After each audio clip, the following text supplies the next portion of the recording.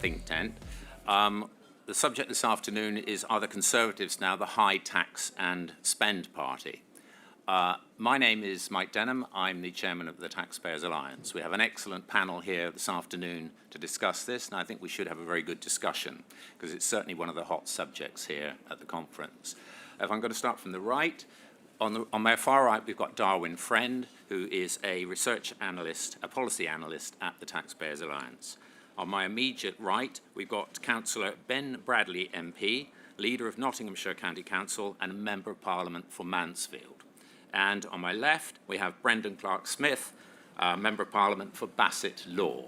Now, both of the MPs on the panel are obviously from some way north of Watford.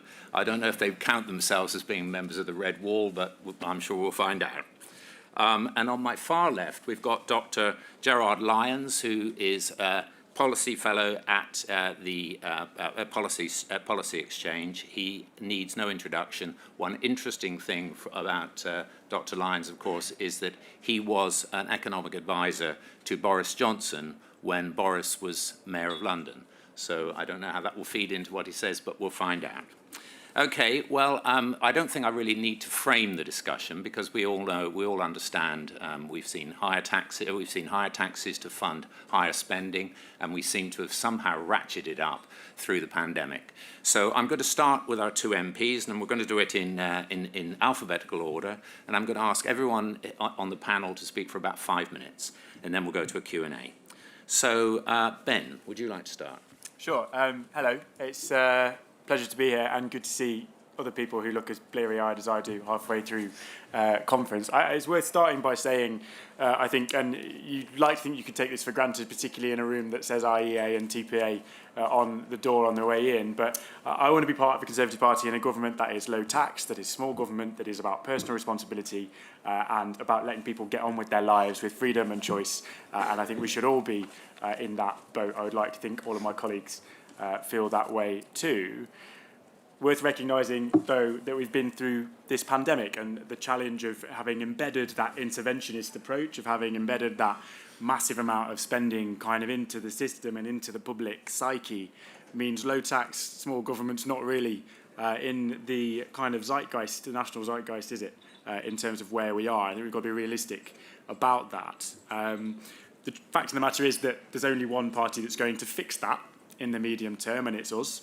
Nobody else is going to tackle that challenge, and we have to take that on the chin. I think that's one of our biggest challenges, perhaps, over the course of the rest of this Parliament and into hopefully the next one, is how we revert to some kind of normality when it comes to what government should do or should not do, probably more accurately.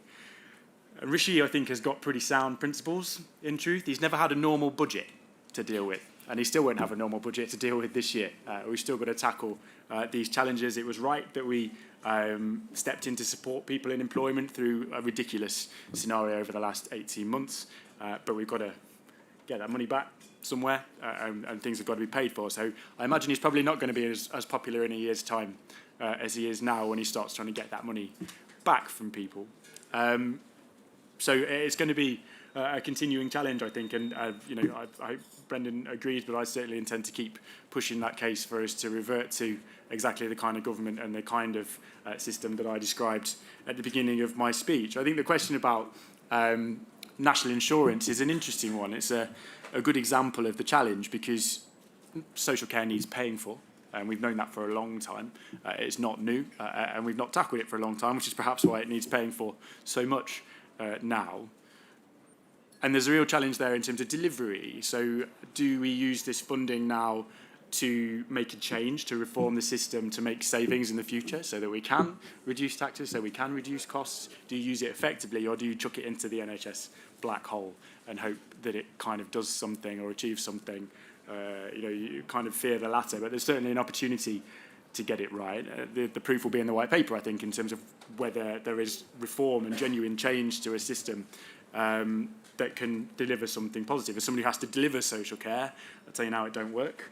And it's not right that people have to spend £250,000 or sell their house and lose everything because they get old, particularly when if you get cancer, it's free. If you get dementia, it costs you everything you've got, and that's not right, and we need to tackle that. So I guess my answer to the question, which nobody's asked, but I'll ask it of myself, should we raise national insurance? I guess I don't know the answer to that yet. The proof will be in the white paper and in the delivery as to whether that's the right thing. But if we are going to do that, and it seems that we are, then the real challenge comes back to us and back to government as to how are we going to show taxpayers that we're efficient with that money? How are we going to show people that we are not throwing it into the NHS black hole and we're not wasting other taxes that come in that we spend on other things? It's got to lead to reform. It's got to lead to us delivering most efficient services. It's got to lead, as I say, to being an upfront investment in changing a service to save money down the line. We need to be as tough as we can on what should be pretty popular small c conservative principles about spending and about government. Why have we got 400 odd quangos and commissioners across government that we spend taxpayers' money on? You pick a random example, social mobility commissioner, for example, whose job is basically to do the scrutiny that MPs should be doing anyway, and we spend millions of pounds of taxpayers' money on basically paying somebody to slag off the government. It doesn't seem that wise to me, and it doesn't seem politically wise, but it also doesn't seem particularly financially wise. So there are those opportunities. If we're going to put more funding into the NHS, are we going to bin off diversity managers and equalities champions and all of the other massive non-jobs that seems to have been created across the public sector? Can we show our residents, and particularly I think in seats like mine and Brendan's, like those kind of red wall working class seats where they want to see fairness, they want to see value for money, they want to keep more of what they earn, can we show that we are being efficient with their money? Because actually, it's what those voters want. They don't want us to fund everything and do everything. They want to be left alone. And they want us to take as little as we can to fund the basic things that they need and make sure that they have the opportunity to succeed on their own merits. I think Rishi has that in him. I think fundamentally he is pretty sound, to coin a phrase. I think a good word that you hear in this tent a lot, but he is a sound character and he gets this, I think. And red wall voters want it. And if we can prove that red wall voters want it, I think the PM has it in him as well. So we need to prove that case, and we need to show, as MPs in seats like ours, that it's a popular thing to actually get out of people's way and let them live their lives and be conservative. So we've got that challenge over the next few months and years. Thank you, Ben. I'm now going to ask Brendan to give us his view. Thank you, Mike. I'm going to try not to repeat everything that Ben's just said, other than to say I agree with all of that, obviously. And I think a lot of us come from the position where we want the state to be as small as possible. I believe very much in choice, and people ask me to sum up why I'm a conservative, for example, and do it in one word, and that word for me is always choice. And you give people choice by trusting them with that. I really hate to hear this word government money, and you'll see it used so many times across the board. And for me, there has never been any such thing as government money. It's taxpayers' money. You know, this is your money. It's something you work for. And I still believe that nobody will ever spend your money better for you than you can do yourself. So from that perspective, obviously government has a lot of important functions. There are cases where people aren't able to do that, and of course we do need to have government and society to a certain level. Now I suppose the debate that we're getting into is about the size of the state and taxation here today. And I think if many of us had our way, we'd abolish all taxes if we possibly could do. That's probably a little ambitious, I think, even for the TPA and IEA. But I think that is the main thing we're looking at. And I look at what we've done since COVID, £407 billion. That's going to need to be paid back at some point. We are the party of fiscal responsibility. And that does need to be paid back, whether that's through higher taxes, whether that's through growth. There's a bit of a challenge there, and I think that's what the Chancellor is looking at. And I think growth in the economy is something that sometimes is not maybe focused on as much as it perhaps should be. I don't think you can tax your way to prosperity. I think you need to grow to be able to do that.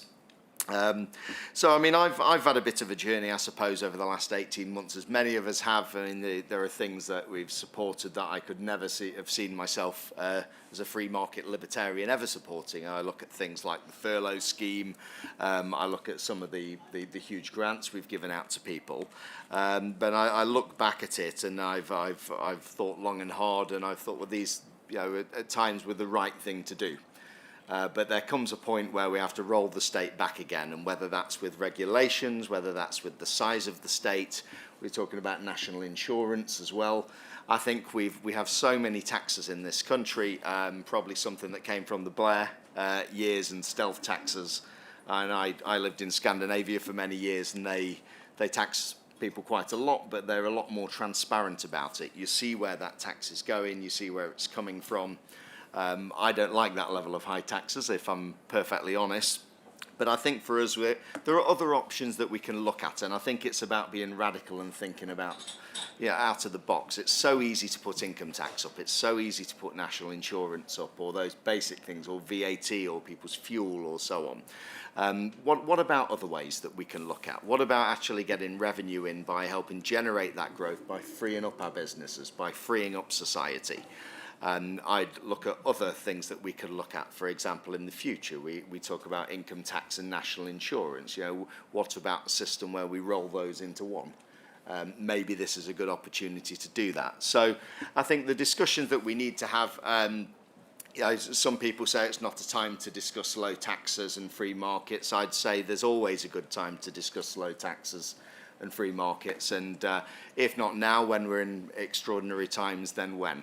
So I think for me, just to sort of conclude really, we do need to pay this money back. We need to find a way to do it, but let's maybe think outside the box a little bit. And one of the reasons I was so in favour of Brexit, it gives us the chance to actually be able to do this. Not to have our tax rates set by other people, to go out into the world, to be innovative, to be that country that we can actually invite people to and say, we are pro-business, we're not going to tax you out of existence. We want you to come to Britain, and we want you to come to Britain because we realise that prosperity is generated by the private sector, not just simply by recycling money with the public. So that's where I am as a Conservative.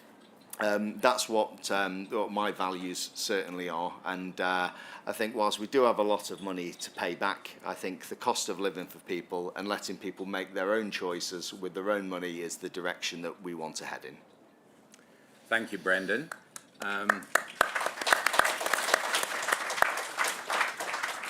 Gerard. Well, good afternoon. It's a great pleasure, great honour to be here this afternoon. I'm going to focus on three areas. One, looking at the situation in the global context. Second, the choices confronting the Chancellor. And three, the need for a pro-growth strategy. The global context. Look, when it comes to politicians, whether in this country or others, it's a case of not just listen to what they say, but actually watch what they do.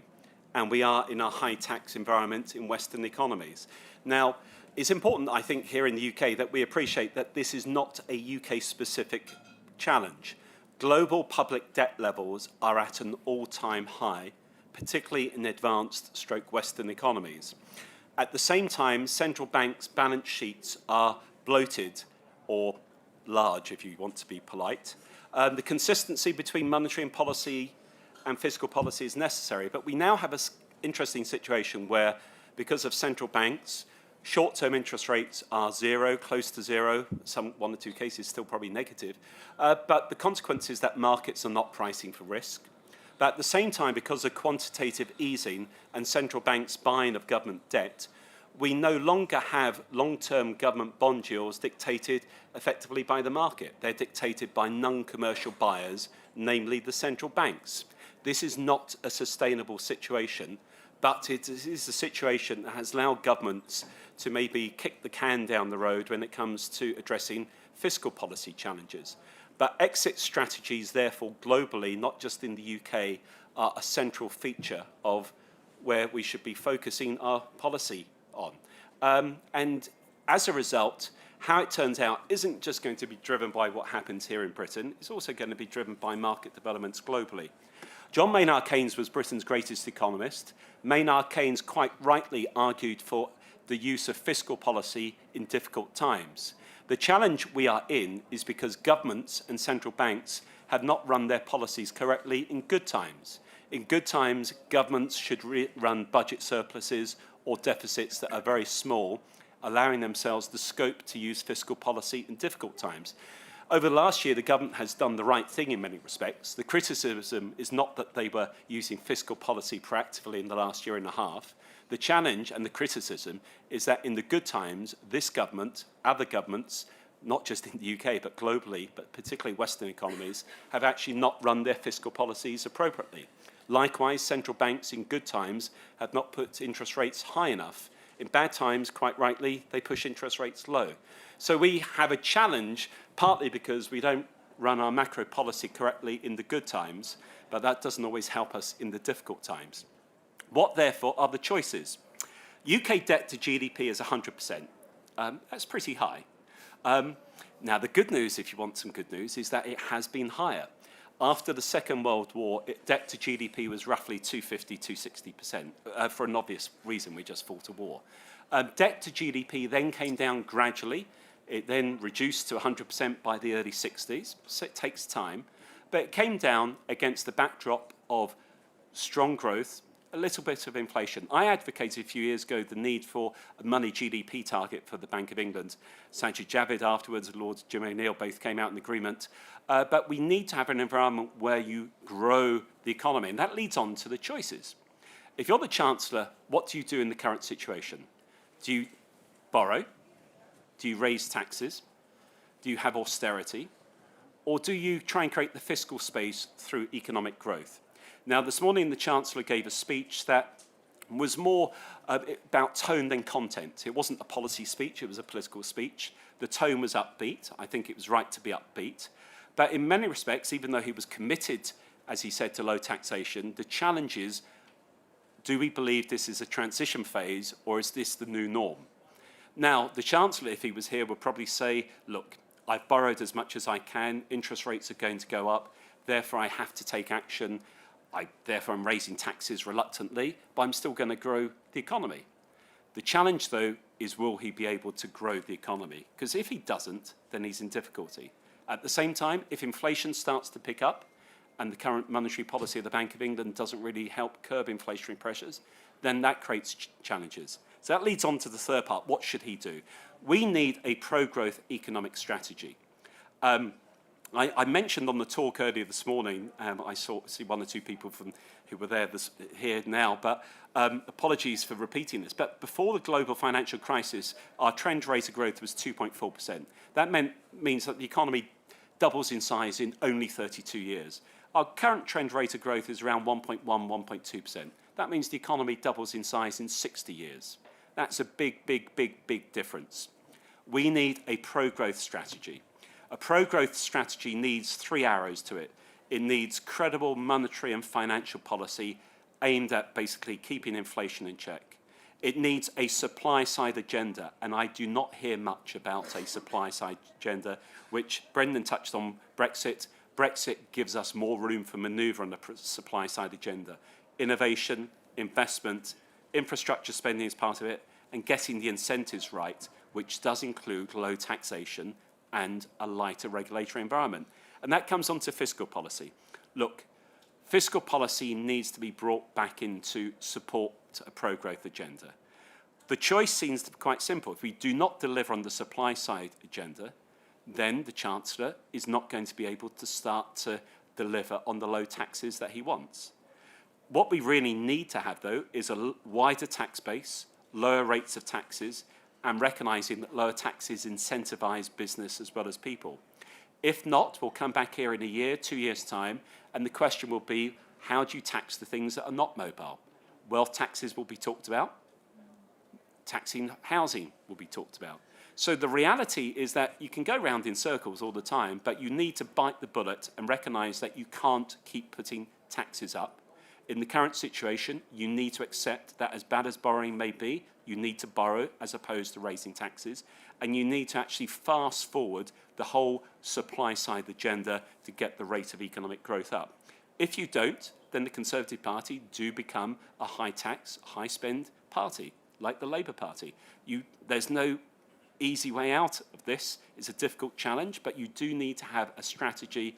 It takes time, but at the end of the day, the way to get taxes down is to recognise that you need to grow the economy, and you don't grow the economy by putting taxes up in the first place. Thank you. Thank you, Gerard. And last but not least, Darwin.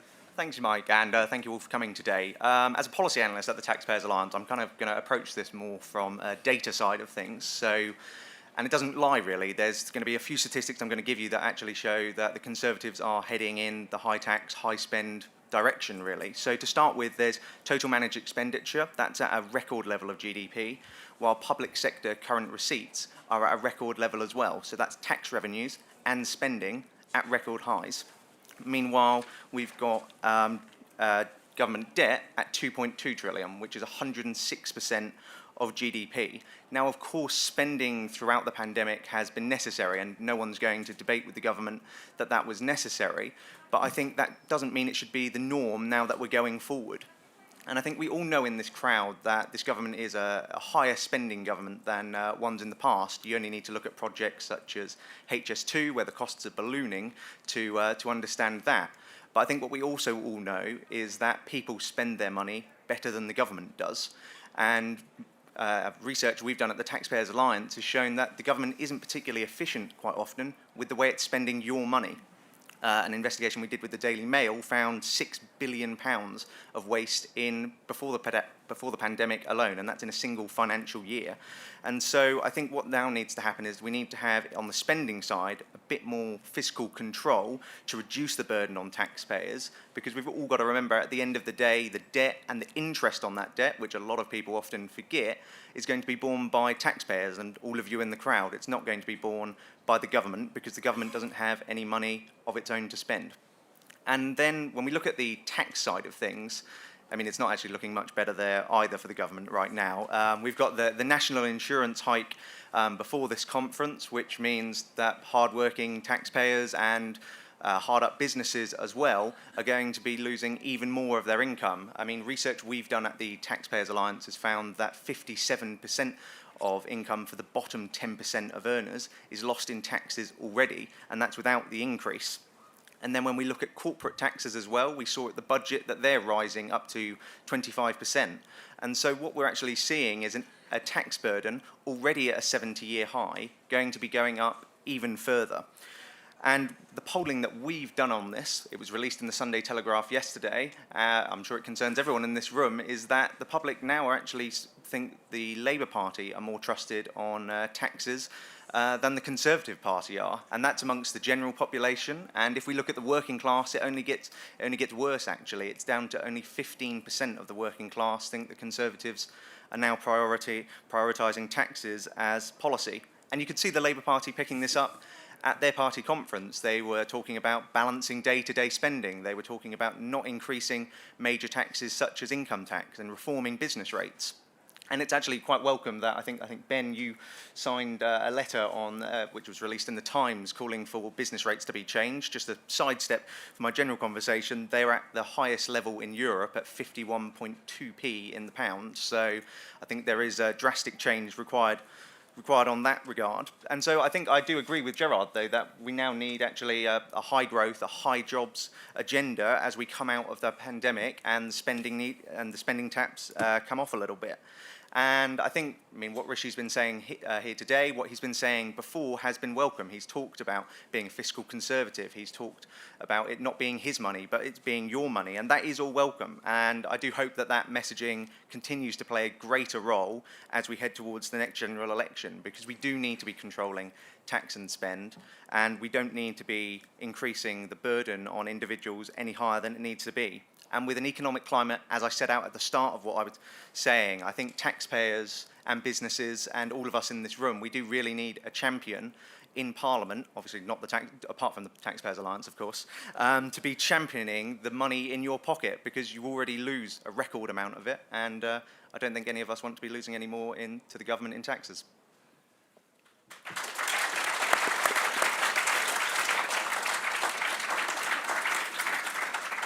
Okay, well, some really interesting points there. I've got about 100 questions I'd like to ask myself, but I'm not going to abuse Chairman's privilege because I think there are probably going to be a lot of questions from the floor. So let's start. Can you put your hand up if you'd like to ask a question? And can I just make 2 points? First of all, can you wait until the microphone reaches you? There are people here who will bring the mic to you.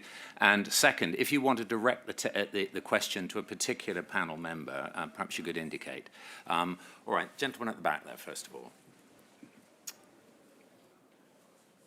A number of members of the panel took the view that some increase in taxation was necessary in order to meet the costs that the government has incurred over the past 18 months, but no one really addressed whether national insurance contributions was the correct way to make up for that fiscal deficit, given that national insurance is a particularly vicious tax on lowly paid people. Was that the correct lever for the government to pull to fix this fiscal hole? Ben, could I ask you to comment on that, first of all? There's no such thing as a popular tax rise, is there? I think you kind of, if you're looking for, is there a route where we could take a bit more money off people that people would be happy with? The answer is probably no. As I say, I think the proof's in the pudding. The reason, I assume, is because of the public perception that national insurance is for the health service, and that's always historically been what's in people's minds. It doesn't really work that way. It goes into the big pot, as I'm sure you know. But from a public perception point of view, I can understand why they chose that one. As I say, the proof's in the pudding for me. As a council leader, right, you choose to invest in services to make change, to then save money on the kind of acute stuff further down the line. If by doing this we can reduce NHS waiting lists, improve social care, and get back to a place where the overall cost of that comes down, and we can return to some credible fiscal policy with conservative kind of implications, then good. I think that's the right thing. But is there a right tax rise? I'm not sure there is. Yeah, it's the same kind of thing, really. Not a fan of national insurance, as you can probably gather from my opening remarks. And I think in terms of taxes and how easy it is to collect them, that's something else that they have to look at, and obviously the cost of that and the effectiveness of that. And it was an easier way to do it in the end. I think the flip side of that argument could be that the Chancellor's focused a lot on jobs today, particularly. To be able to pay these taxes, you need a job in the first place, therefore that the investment has gone into keeping those jobs, and this is almost a bit of a clawback with it. It's not ideal, no, but at the same time we do need to clear the backlog, and I think it's probably more the backlog than the actual social care element. I know that's been floated a lot. I mean, I still think there are discussions probably to have about social care on a more long-term basis. But yeah, I don't think anybody's going to be happy. And we spend a lot of money on the NHS. If people aren't able to get a doctor's appointment and it's not working, then I think you've got a much bigger problem with in terms of how people's taxes are spent than the 1.25%. But I suppose in future the difficulty will be that if you want to cut taxes, where's it going to come from? And it's going to be very unpopular to try and cut that 1.25% when you've actually linked it to the health services, as Ben alludes to. So I suppose to be short, no, it's not ideal, but I understand why that they've done it. It's probably been the single most difficult thing for me as a member of Parliament in terms of supporting, but at the same time, I appreciate why. I wonder if the longer term question, is less about is this the right tax for this, but should we have national insurance at all? Going back to Brendan's point about tax simplification and being transparent in what we do, there's probably a longer term reform that's needed there anyway. Yeah. Gerald, anything to add? Maybe just 3 quick points. In answer to your question, I wouldn't have raised taxes and I wouldn't have raised national insurance. And no. But if you said taxes had to go up, my preference would not have been national insurance going up. So direct answer. But second point is economics is a social science. It's not a science. Epidemiology also is not a science, really. It's a bit more like economics. So at the end of the day, it's a judgment call. So it's not a case of saying they're right or they're wrong. It's a case of saying that the government has gone down a different route. And one can understand, as the MPs here have eloquently pointed out, they have to make a decision. And that leads on to the third point about social care. To his credit, or to their credit, the government decided to take action on social care. This has been going on for ages, so we can't kick them both ways. But I think we needed to have raised or changed the debate slightly. Japan, for instance, has a rapidly aging society. I'm not saying that Japan has the answer, but they have had Society 5.0 as a centrepiece of policy for the last decade, which is about technology, the private sector addressing these issues. We often have debates in the UK always in the narrow, defined way of public spending, taxes. And often it's about looking at the supply side, using technology, and looking at best practice elsewhere. And unfortunately, I don't think we in this country went down that route enough on this area. Okay, another question from that side. Gentleman at the front here. Thank you.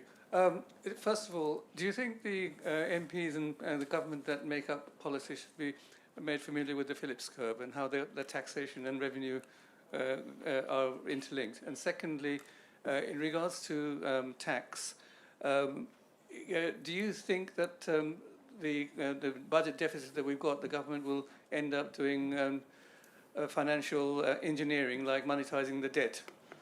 And for third, the final question is that this tax simplification has always been talked about, but it's never been done. And Ben, I would say that when raising national insurance, just because most people don't understand it, is not a good idea. It's actually dishonest, and also it's a tax on jobs.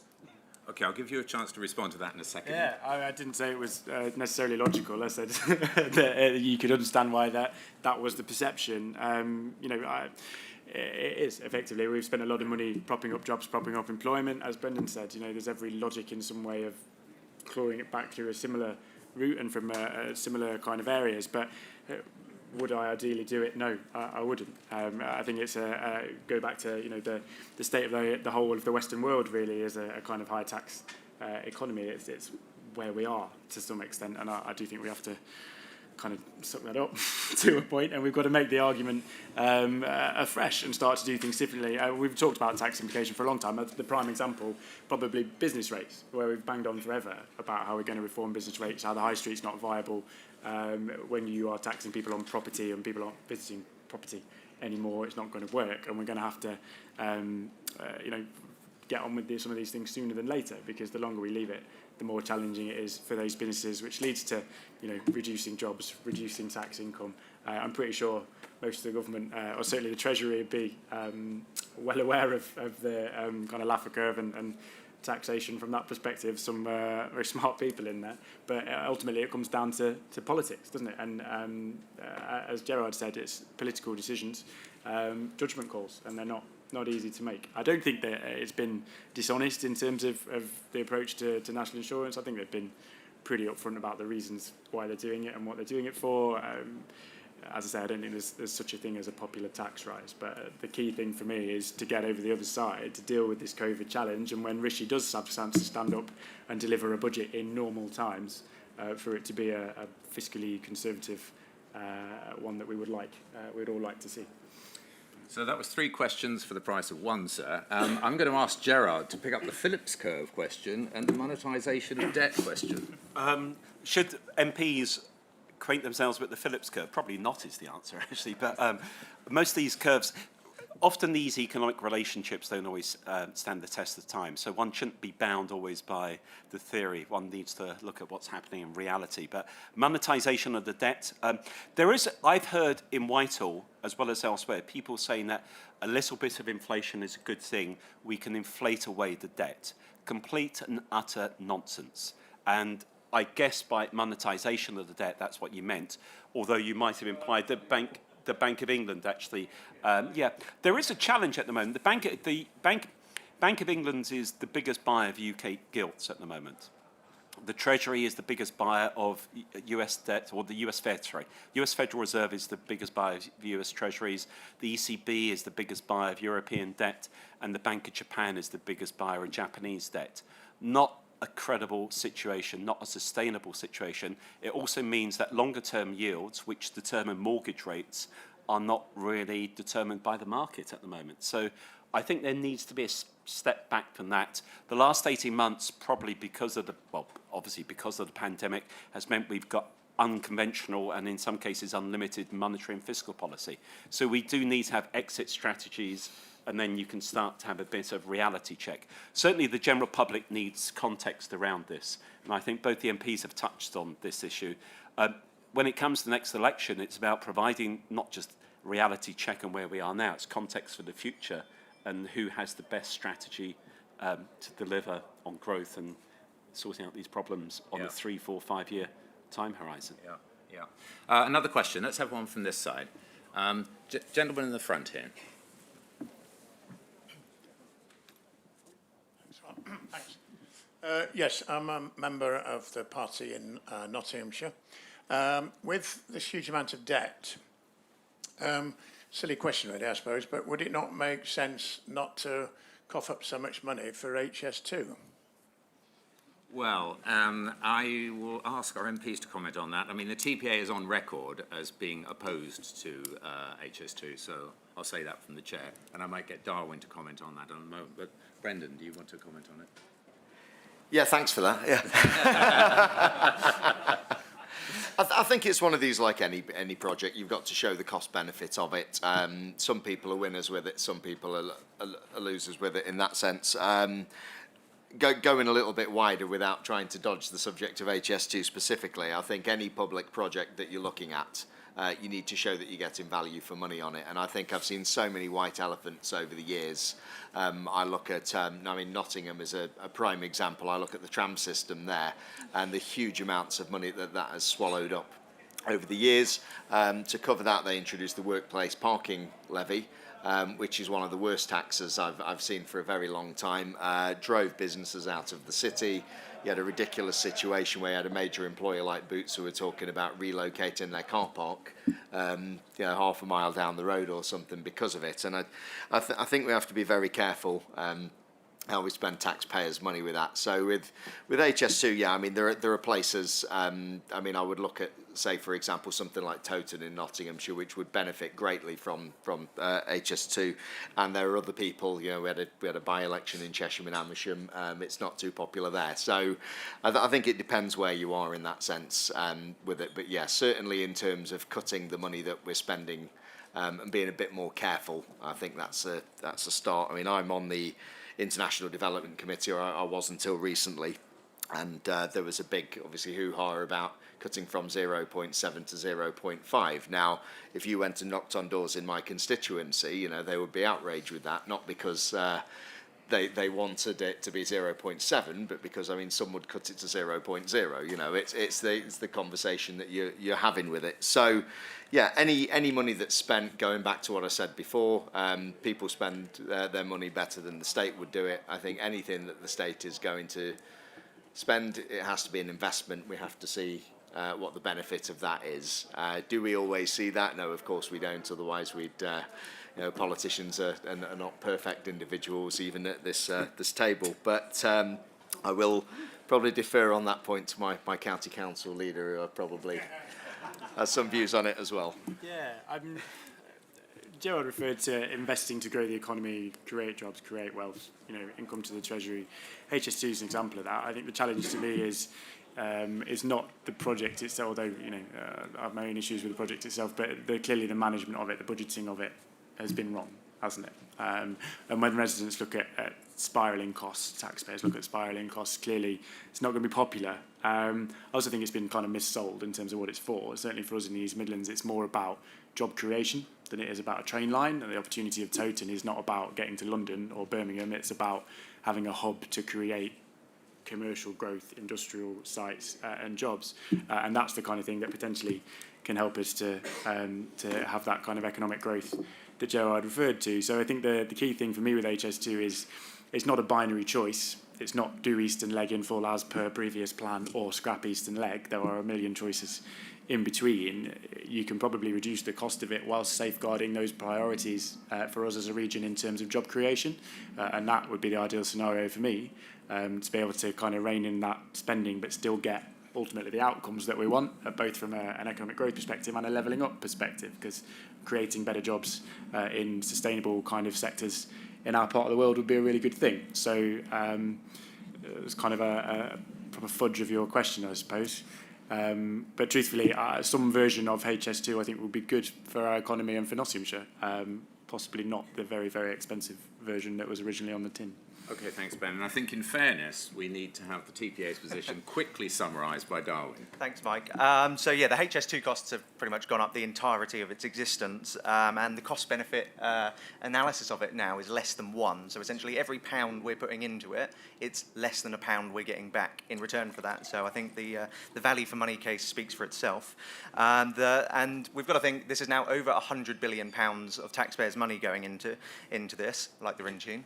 And that's more than the entire furlough scheme. And I don't know about all of you out there, but if I had £100 billion that I could spend myself, I could probably spend it a little bit better than on a train between London and Birmingham that makes it 30 minutes faster. And the final thing that I think would have been a better thing to do would actually just to focus on regional transport links instead of one transport link between London, Birmingham and Manchester. And I think instead of doing that, regional transport would have meant we're not funding a white elephant. And I think generally, I think we did a poll on this yesterday and the majority of the audience put their hands up for scrapping the thing. And so I think if you can't meet many people that are enthusiastic about something, then maybe you shouldn't do it in the first place. Well, we don't want a panel fight about HS2, so we'll move on to some other questions. But point understood, Ben. Yes, gentleman there.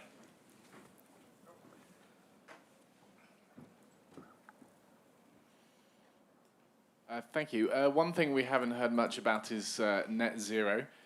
This is a huge cause of potential spending in the future. We're going to have to potentially sort of rip out everyone's gas boilers, replace it with some yet unknown alternative, get the whole transportation system moving from fossil fuels onto an electric system. We're told the prices of EVs, for example, are coming down so fast, but then we have to ban the alternatives, which seems quite strange. If they're going to be so cost effective, then why do we need to ban petrol and diesel vehicles? And how do we possibly move to a high tax or low tax and low spend government if we have this huge prospect of net zero on the horizon? You look like you were directing that question at Ben, so I'm going to ask All the Ben to questions being respond to directed it. at me.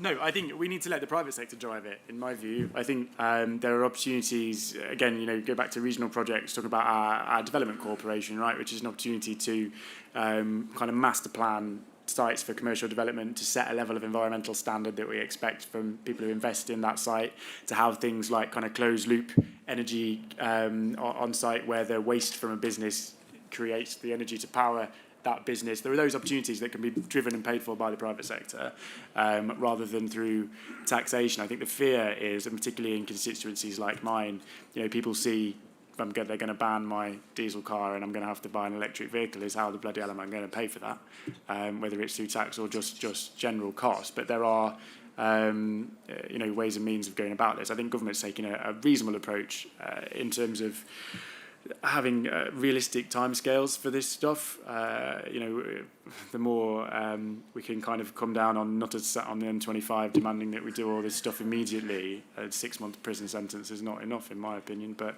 I think we have to kind of ignore some of the really shouty, angry voices on this stuff and recognise that it's people's cost of living and jobs. I think for the most part, government gets that, and we'll always have a view on, right or wrong side of the line in terms of taxation to pay for things. But I definitely think there's more of an opportunity to harness the private sector, because when you get into these kind of industries and sectors, we know that, technological innovation leads to profit for those businesses, and if they can drive green growth, renewable growth, clean manufacturing and that kind of industry, certainly what we want to do in the Midlands on those kind of sites that I talked about, there's a lot of money in that for business and a lot of job creation opportunity too.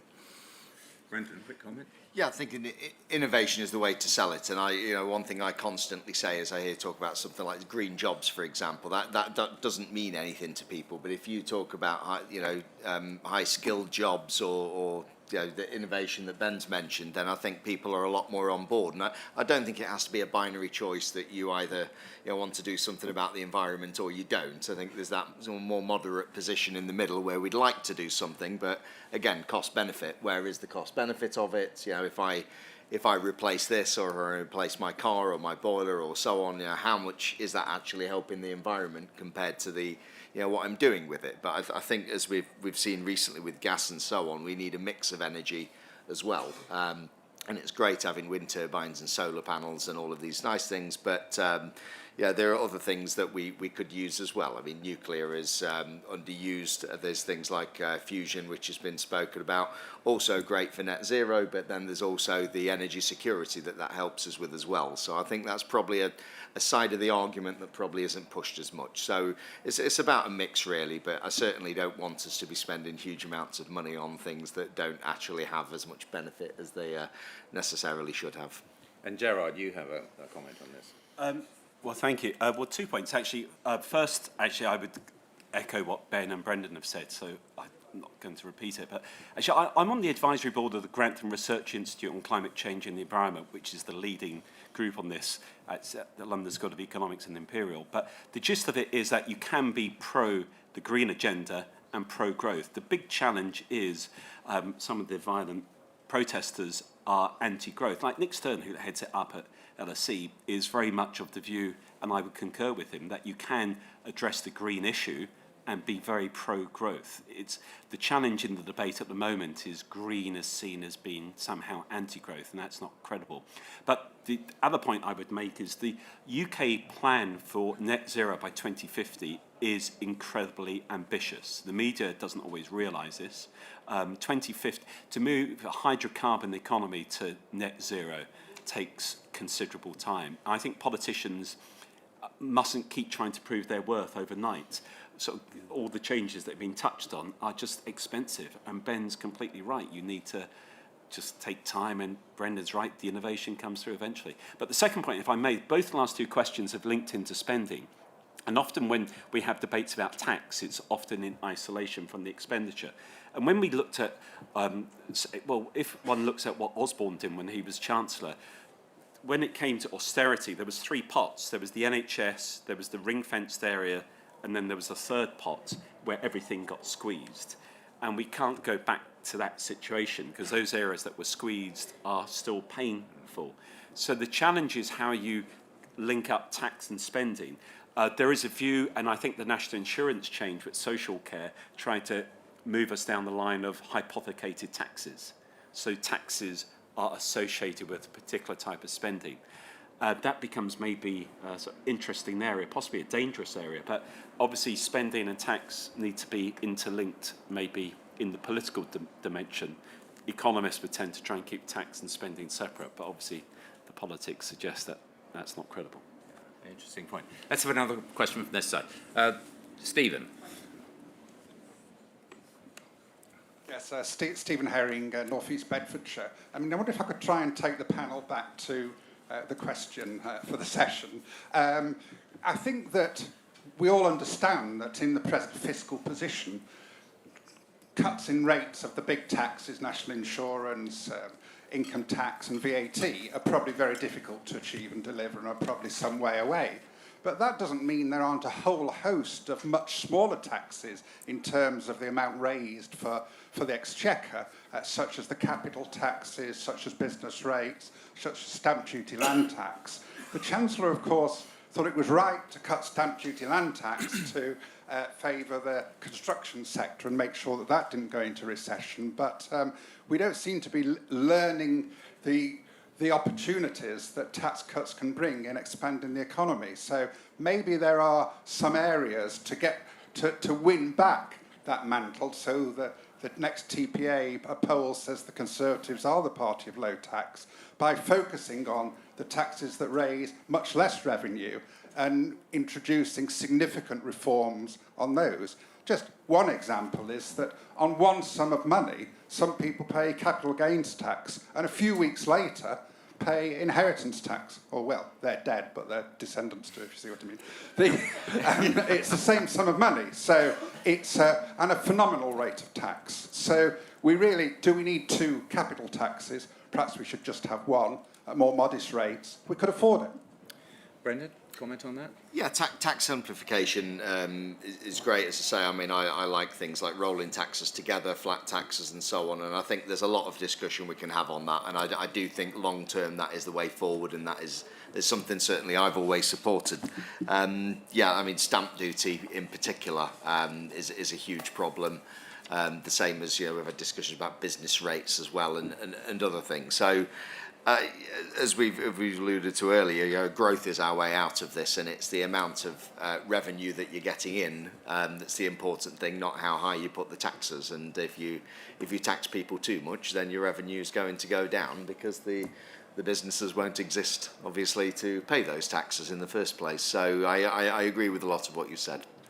So we're running out of time. So let's see if we can pick up another question from over there, lady at the front here.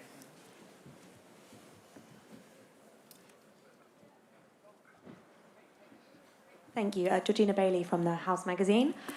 So recent research by the Resolution Foundation has shown that over the last 50 years, wealth as a household wealth as a proportion of GDP has increased from 300% to 700%. But then taxes on household wealth kind of aggregated have only increased by 1% over that same time. Is there more space to kind of go into the wealth tax area here? Well, this picks up, I think, what Gerald was talking about earlier on. We'll be back here soon talking about wealth taxes and property taxes, but let me ask Ben to respond to that.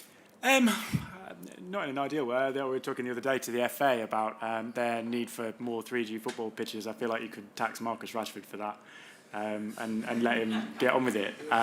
So maybe there are examples. Broadly, I think if we're going to look at tax changes, I think it should be simplification, I think it should be reductions, I think it should be encouraging people to invest, to employ people. I struggle to think of an example where I'd like to increase tax on anything. Maybe it's just an ideological view, frankly, but I think the Chancellor needs to look in the spending review. I'm sure he will, at the examples from the gentleman before, areas where we can, through tax reductions, create growth and create jobs, and I hope that's what he'll do. Gerard, you raised the issue of wealth and property taxes earlier. Yeah, this is very interesting. But the whole debate about taxation in the UK needs to change. We do have taxes going up. We've got corporation tax going up. When companies are taxed, they actually surprisingly pass it on to their consumers. Let's not forget that, or their workers even. National insurance is going up. Tax thresholds are changing. So taxes are going up big time. Universal credit is changing this Wednesday. We haven't talked about that. But whenever we debate taxes in the UK, is about whether taxes are progressive.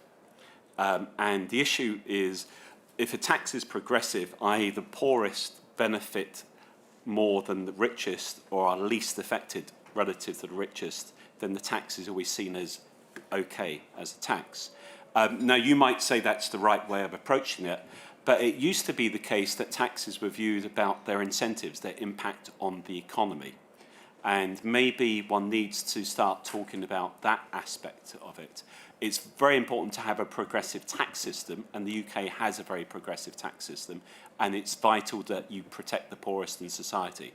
So we're not looking at taxes and how they impact the economy and ultimately affect the economic cake. And sometimes it's counterproductive on one or two of these taxes. In terms of the taxes, in a globalized economy, in a nutshell, you end up taxing things that are not mobile, and you don't tax things that are mobile. So footballers and others are mobile, so to speak, so they get, or skilled workers, less mobile. But on this front, I don't think we should have a wealth tax, no, in the UK. We already tax property more than any other OECD country. The thing is, we tax property in a stupid way. Stamp duty on property should disappear. Merley's commission on taxes 15 years ago was called, I think he called Professor Merley's Nobel Prize winner. On this front issue, I think he was right. He called it a stupid tax. So before we start putting more taxes on things, I think we need to have a sensible debate about the incentives behind taxes and how we actually tax things currently. And then if we had a more sensible debate about property taxes, then that might come back to your question. But I think to just add more taxes to what we currently have. On property, there's a whole host of issues. We not only need to be building more, but the financing of property needs to be addressed as well. So I think there is a case for property taxation, but it needs to be the right type of property taxation. I'm not sure about wealth taxes and the way in which people are suggesting them, because I think it's just a case of increasing the tax burden more and more, as opposed to a fresh approach to taxation. Hope that answers the question. And Darwin, the comment? Yeah, I was just going to say something quite briefly. I mean, I mentioned the tax burden earlier. It's already at a 70-year high. I don't think we should be increasing it any further than we have to, really, at this time. And I think one of the things that COVID really showed us and taught the Conservative Party, I think, is that tax cuts actually work. If we look at the reliefs that were given on stamp duty, there were reliefs on VAT, there were reliefs on business rates. I mean, most of those have, or all of those, I think, have now actually come to an end. But I think if those were made more long-term policies, then I think that would be the far better approach rather than continuing to increase the tax code. And yeah, I think that's what they should be doing going forward. Okay, thank you. Let's have one more question from over this side. Yes, gentleman there with the hat. So, shortly after David Cameron first got into office, we cut the highest rate of tax and revenue went up for said earners. How many other tax brackets do you think we can do the same thing with? And if you're a betting man, would you rather bet on a housing crash before or after the next election? Brendan, do you want to have a go at that? I think with housing, certainly, I mean, the supply is an issue and is likely to be an issue for a while. So I think even with building. So in terms of house prices, I think the big thing that we've got to avoid really is that there are a lot of people that piled up with very high mortgages who don't want to see their interest rates shooting up. And I think if those interest rates go up, then that's going to be a big issue. In terms of different tax brackets, as a higher rate taxpayer, I should probably not comment, as people will be saying I've got a vested interest in it. But as we said, there's lots of incentives. Sometimes when you tax too much, people find ways around it. I think if they're flatter, if they're simpler, then there's a lot of room there. I think. One tax I find particularly regressive is £159 a year. It's not called a tax; it's called a television licence. I think that would be a nice cut we could give to.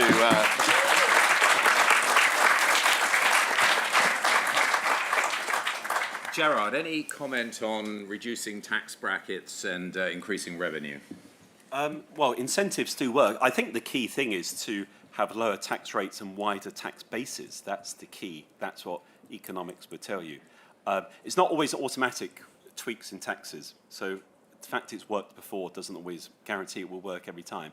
But I think it is the right gist from the question, that incentives matter. In terms of housing, bear in mind in the UK, it used to be the case local supply was met with local demand. Now it's local supply met with global demand, particularly in London and the southeast. So the whole dynamic of property prices are far too high, simple as that, on any rational measure. Crash, who knows? But in Japan, they always used to think property prices only went one way. And in 1991, I think they peaked. And then 25 years later, they finally bottomed. I'm not suggesting that, but things rarely go in one direction all the time. But for younger people, and certainly from a political perspective, it would seem that one needs to address this issue, not just more supply, but affordability. And also actually in levelling up places. It's interesting, Rochdale, Paul Ormerod's talking at Policy Exchange tomorrow. He was saying he's head of the Rochdale Development Agency. The challenge is they don't have enough expensive property. And Bob Mellish, Labour MP, used to say this in Bermondsey in the late 70s and got criticised in the Labour Party. He said you need to have more expensive properties because when people make it in the area, they will often want to stay in the area. Why suddenly force them out of the area?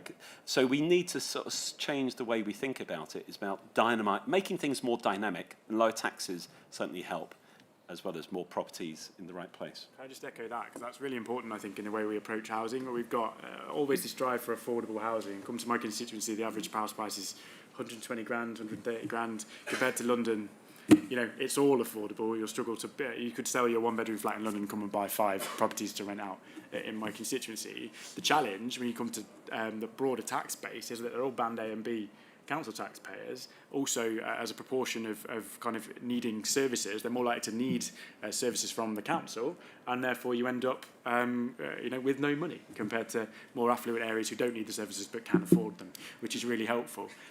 So there is definitely a case for building nice, expensive homes so that people who do well actually stay in the local area, pay council tax to deliver those services. And we need to get that round our heads and stop pretending, I think, that affordable housing is the be-all and end-all.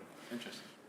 Well, I'm afraid we are fresh out of time. Now, have we answered the question? I'm not altogether, we've had a very interesting discussion. I'm not altogether sure we've entirely answered the question. I think what you can say is that all members of the panel here are agreed that we would like to see a somewhat smaller state and we would like to see somewhat lower taxes. And we feel that we need from the government, probably, I'm putting words into people's mouths here, thinking about a longer term growth strategy, as Gerard said.